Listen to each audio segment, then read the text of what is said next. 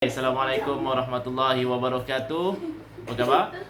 Kita bertemu di dalam siaran live ini bagi kita sembang-sembang berkaitan dengan isu semasa yang sedang berlaku sekarang ni. Baik tuan-tuan dan puan-puan, hari tu pada hari Selasa, bila mana sehari sebelum bermulanya perintah kawalan pergerakan, kami masih lagi berada di jalan raya dan suasana sangatlah terkejut bila mana pada petang hari tersebut Ketua Polis Negara telah membuat satu pengumuman iaitu akan berlaku sekatan ke atas sesiapa yang ingin merentas negeri.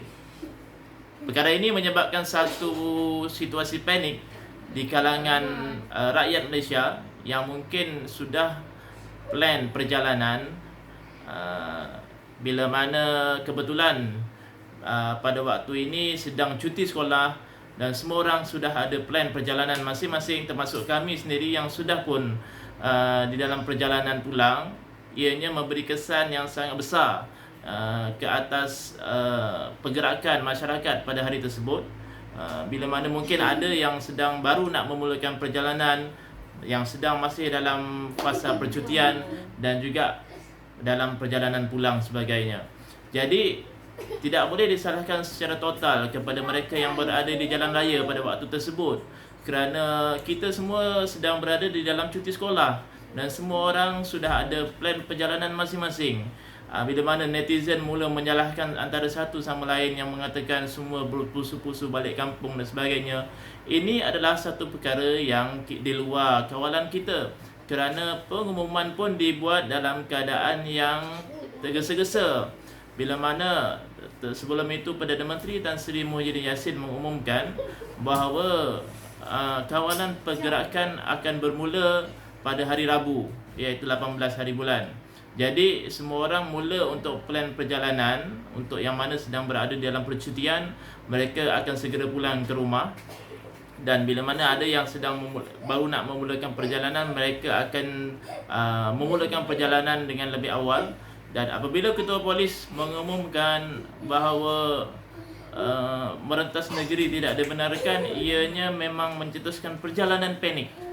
Dan kami sendiri pun perjalanan kami dalam keadaan yang tergesa-gesa, dan ianya menyebabkan semua orang dalam keadaan yang sama, tergesa-gesa. Sejak akhirnya lebuh raya, jalan raya semua penuh dengan kenderaan-kenderaan, bila mana lori pun banyak, kereta pun banyak. Dan akhirnya pada malam hari Selasa itu berlakunya keadaan yang agak sesak, termasuk juga orang yang ingin memulakan perjalanan mungkin pada esok harinya.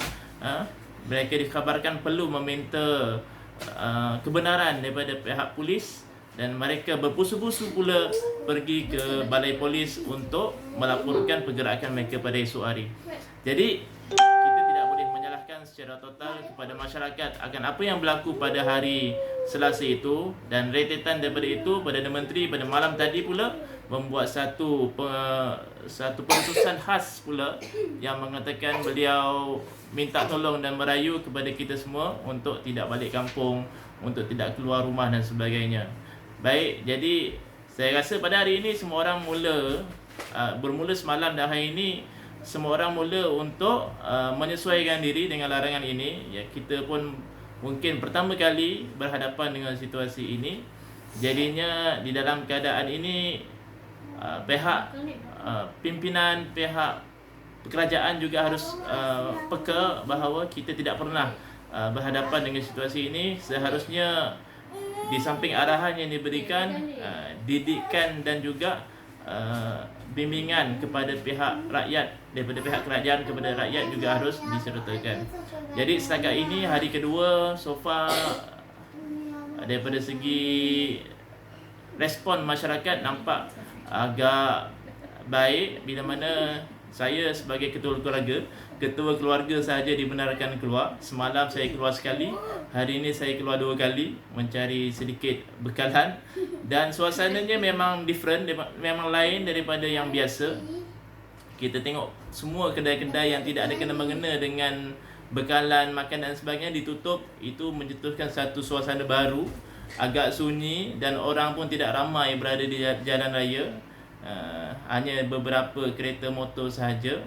Jadi itu memberikan satu respon yang baik daripada kalangan masyarakat terhadap arahan pihak kerajaan. Jadi kita harap apa yang berlaku ini sedikit sebanyak memberikan pengalaman kepada kita semua, kepada kerajaan selaku mentadbir, kepada rakyat selaku yang menerima arahan, yang juga respon terhadap perkara-perkara yang perlu dielakkan sepanjang proses ini berlaku. Semoga kita semua berada dalam keadaan yang sihat walafiat.